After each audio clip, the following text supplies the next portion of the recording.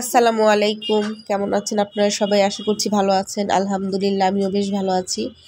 তো এখন বাজে 5:30, মানে যখন ভিডিওটা করছিলাম তখন 5:30 বাজে।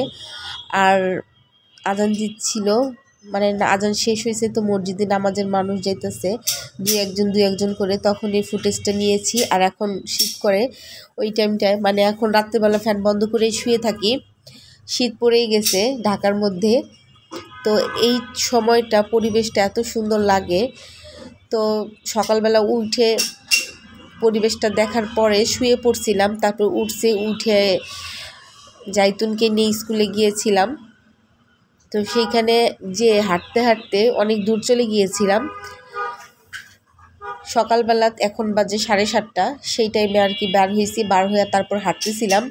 তো হাঁটতে হাঁটতে অনেক দূর চলে গেছিলাম মিরপুরের মধ্যেই। তো সেইখানে একটা রাস্তার মধ্যে যে দেখি, মানে গলি ছিল, সেখানে যে দেখি এরকম মাছ বাজার করছে। এটা একটা রাস্তার মধ্যে অনেক রকমের মাছ ছিল, দেশি মাছ। তো দেখে খুব ভালো লাগলো। সব জিনিসগুলো একেবারে তরতাজা ছিল, মানে খুব ফ্রেশ ছিল। তো আমি ইয়াফিকে নিয়ে গিয়েছিলাম কোলে। ওকে নিয়ে তেমন একটা দেখতেও পারতেছিলাম না আর ভিডিও করতে পারতেছিলাম না। আমি আর আমার বোন সাথে ছিলাম। তো অনেক রকমের মাছ, মানে কি মাছ এখানে নেই, সব রকমের মাছ এখানে ছিল। তো আমি তো আর মাছ কেনার প্রস্তুতি নিয়ে যাই নাই, মানে হাঁটতে হাঁটতে সামনে পড়ে গেল। তো কিছু টাকা ছিল আমার কাছে, সেই টাকা দিয়ে কিছু মাছ আর কিছু সবজি কিনে নিয়ে আসছি। আর যেহেতু ইয়াফির সাথে ছিল, তার কারণে বেশিক্ষণ থাকতেও পারি নাই, অনেক সমস্যা হইতেছিল, ওরে কোলে নিয়েও তো আর হাঁটতে পারে না। তো বিভিন্ন সামুদ্রিক মাছও ছিল এখানে। এটা মিরপুর 13 নম্বরে ছিল এটা। তো দেখে খুব ভালোই লাগলো। তো আমার কিছু মাছ পছন্দ হয়েছে, আর আমার কাছে যেহেতু কিছু টাকা ছিল, তাই অল্প কিছু মাছ নিলাম, নিয়ে তারপর একটু আস্তে আস্তে হাঁটছিলাম। তারপর সামনে একটু যে আমরা আবার রিক্সা নিয়েছিলাম বাসার উদ্দেশ্যে। তো এই সময় ইয়াফি ঘুমিয়ে গিয়েছিল, তা আমি পিছনে ব্যাগগুলো নিয়ে হাঁটছিলাম। সকালবেলার পরিবেশটা অনেক ভালোই লাগে। তো হাঁটতে হাঁটতে বাসায় চলে এসেছি। তো আইসা দেখি ইয়া আলিফ উঠে গেছে। ইয়া আলিফকে ঘুমের অবস্থায় রেখে গেছে, ওর বাবাও বাসা ছিল, ওর বাবা অফিসে যায় 10টার দিকে। তো আমি বাসায় 1:30টার মধ্যে এসে পড়ছি। তো ও বলতেছে কী নিয়ে আসছো, কোথায় গিয়েছিলাম, মানে দরজা যখন খুলছি দরজার শব্দে উঠে গেছে। তো যখন আমি বললাম যে একটা জীবিত মাছ নিয়ে আসছি, মানে শিং মাছ নিয়ে আসছিলাম, তো ও এরকম বালতিতে করে পানি নিয়ে আসছে, বলতেছে দেখি কি মাছ নিয়ে আসছো, এখানে ঢালো, ও পালবে। আমার বোনের বাসায় অ্যাকুরিয়াম আছে, অ্যাকুরিয়ামের মধ্যে অনেক মাছ আছে। তো এই মাছগুলো দেখলে ও বলতো আমার মাছ এনে দাও। তো এই মাছগুলো সেই মাছ ভাইবা বলতেছে ও পালবে, আসলে এটা যে খাওয়ার মাছ এটাও বুঝতেছে না। তো মাছগুলো ওকে দেখানোর জন্য বালতিতে ঢেলে দিলাম। তো আমি আরও 2টা রকমের মাছ আনছি। এই মাছটা দেখা ও অনেক খুশি হয়েছে। আর কি বলবো, তো বলতেছে মাছগুলা কাইটো না, রেখা দাও, আমি মাছগুলা পালবো। তো আমি ওর কথা প্রথমে শুনছি, শুই না, বলছে আচ্ছা ঠিক আছে, তুমি এটা নিয়ে এখন খেলো, আমি অন্য কাজগুলো করে ফেলি। তো আমি এখানে 1/2 কেজি মলাই মাছ আনছিলাম। আসলে ওইখানে গেলে অনেক কিছু নিতে ইচ্ছা করতেছিল আমার, তবে ছোট মাছগুলো আমার বেশি পছন্দ হয়েছে, কিন্তু নিতে পারি না ইয়াফির জন্যে। কারণ এই মাছগুলো কুটতে অনেক সময় লাগে, আর সেই সময় আমার নাই। ইয়াফি আমাকে অনেক বিরক্ত করে। এই মাছগুলো কুটতে গিয়ে আমার অনেক ডিস্টার্ব করতেছিল, বারবার কান্না করতেছিল, কোলে উঠতে চাইতেছিল।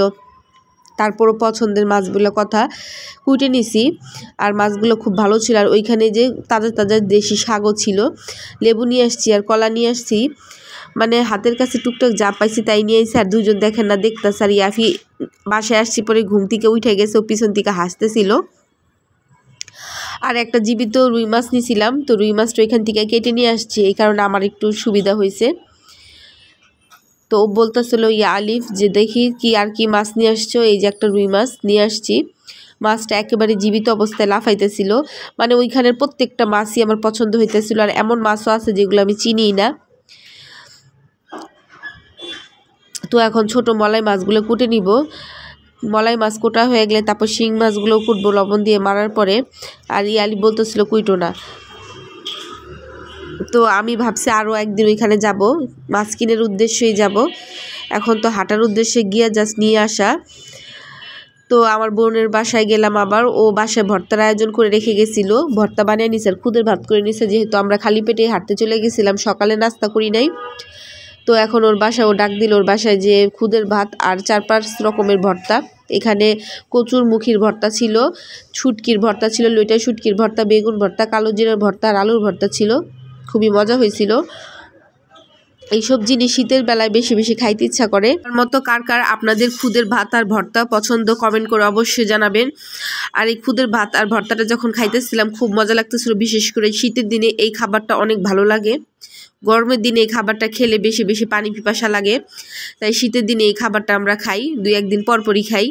তো 2-1 দিন পরপরই ভিডিও হয়তো করতে পারি, আপনারা দেখতে পারেন। তো আমার বোনও খাইতেছিল, আমিও খাইতেছিলাম, দুইজনই বসে আছি। আর যাইতুন যেহেতু স্কুলে গেছে, ওরা আস্তে আস্তে 12টা বাজে যাবে। তো অনেক মজা লাগতেছিল খুদের ভাত আর ভর্তা। এটা দিয়ে আমরা সকালে নাস্তা করে নিছি, তারপর নাস্তা করে আবার দুপুরের আয়োজন করতে হবে। আর আলিফের আব্বুকে আমি রুটি বানাই দিছি, ও খায়া চলে গেছে অফিসে। তো এইখানে আমি রুই মাছ থেকে 4 পিস রুই মাছ ভিজিয়ে নিছি, মানে ভিজিয়ে নিছি কি রাখছি। এই 4 পিস মাছই আজকে রান্না করব, আলু দিয়ে ভুনা করব আর সাথে একটা ভর্তা করব। এটাই আজকের মেনু। যেহেতু আলিফের আব্বু দুপুরে খায় না, রাতে খায়, তাই বেশি রান্না করি না। মাঝে মধ্যে আমার বোনও তরকারি ভর্তা রান্না করলে আমাকে দেয়, হয়ে যায় আর কি। আর যেহেতু আমার একটা ছোট বাচ্চা আছে, এই যে ইয়াফি, এর জন্য আমি কাজ করতে বেশিরভাগ পারি না। তো একে গোসল টোসল করে পরিষ্কার করে দিছি, এখন এ খাইতেছে। আর আলিফ ওইখানে বসা আছে। তো আলিফ টিভি দেখতেছে, আর ওকে কিছু বিস্কিট হাতে দিয়ে তারপর আমি মাছ ভাজতে চলে গেছি। ও যখন কান্না শুরু করবে তখন ওরে নিয়ে বসে থাকতে হয়, কোনো কাজই আমার করতে দেয় না। এখনও একটু খেলতেছে, এই ফাঁকে আমি রান্নাটা সাইরে নিব। তো এই 4 পিস মাছটা ভাজে নিতেছি আর ভুনা করে নিব। এই সিম্পল রান্নাই আজকে রান্না করব, বেশি ভেজাল করব না, যেহেতু অনেকগুলো মাছ করছি, অনেক সময় লাগছে এই কারণে। আর এই যে এখানে কাঁচা কলার খোসার ভর্তা তৈরি করব। এর রিলস ভিডিওটা আমি আগে ছেড়ে দিছি, রেসিপিটা এখানে দেওয়া আছে। এখানে সিদ্ধ কাঁচা কলার খোসা নিছি আর ধনিয়া পাতাও দিব সাথে। তো মাছটা আমার ভাজা হয়ে গেছে, আর এইখানে আমি মশলাটা কষায় নিতেছি মাছ ভুনার জন্যে। আসলে মেয়েদের প্রতিদিন ঘরের কাজগুলো করে নিতে হয়, আর বিশেষ করে রান্নাটা তো সবসময় থাকেই। আর রান্না করতে গেলে যাদের বাচ্চা আছে, যে আমার মতন, তারা এই যে বাচ্চা নিয়ে এরকম ঝুলে থাকে, ওর কারণে আসলে রেগুলার তেমন একটা ভিডিও দেওয়া হয় না। ও অনেক বিরক্ত করে আমাকে রান্নার সময়, মানে আমি যখন কাজ করব তখনই ওর কান্নাকাটি বাইরে যায়। ওর দরকার কি, ও মানে ও চায় আমি ওকে নিয়ে বসে থাকি। তো এই যে রান্না শেষ, আমি ধনিয়া পাতাও দিয়ে দিছি। এখন আমি ভর্তার জন্য আয়োজন করে নিতেছি। এই ভর্তাটা আমি তৈরি করার পর গরম ভাত দিয়ে খাইছি, অনেক মজা ছিল। আপনারা বাসায় ট্রাই করবেন এই ভর্তাটা। খাইতে হলে রান্না তো করতে হবে, তাই রান্না করি প্রতিদিন, কষ্ট হইলেও করা লাগে। আর যেহেতু এখন শীতের সময়, বেলা খুবই ছোট, বেলার সাথে পারা যায় না, তাই সকাল সকালই সব আয়োজন করে ফেলি। তো এই যে এখানে আমি ধনিয়া পাতাও কুচি করে দিয়ে দিছি। এখন আরেকটু ভাইজা এখানে কিছু পরিমাণ কালো জিরা দিয়ে আর একটু ভাজা দিব, দিয়ে তারপর ভর্তাটা বেটে আমার ভর্তাটা তৈরি হয়ে যাবে। তো ভর্তাটা শিলপাটাতে বাইটে নিছি, আমার ভর্তাটা হয়ে গেছে। তো আশা করছি আমার এই ভিডিওটি আপনাদের ভালো লেগেছে। আমার ভিডিওটি যদি ভালো লেগে থাকে, চ্যানেলটি সাবস্ক্রাইব করবেন, ফেসবুক পেজে দেখলে পেজটি ফলো করবেন। সবাই ভালো থাকবেন, সুস্থ থাকবেন, আল্লাহ হাফেজ।